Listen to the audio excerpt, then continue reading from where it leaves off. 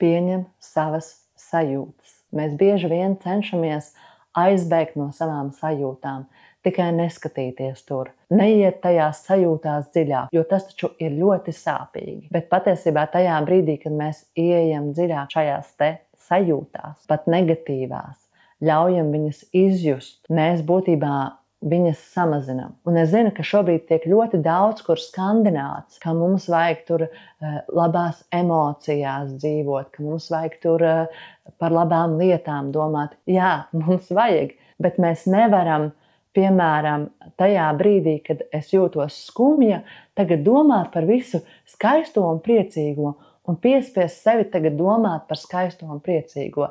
Ja tu nebūsi atstrādājis, ja tu nebūsi iegājis dziļāk šajās negatīvajās emocijās un nebūsi ar viņām ticis galā, tev būs ļoti grūti radīt savu realitāti savādāku, nekā viņa šobrīd ir.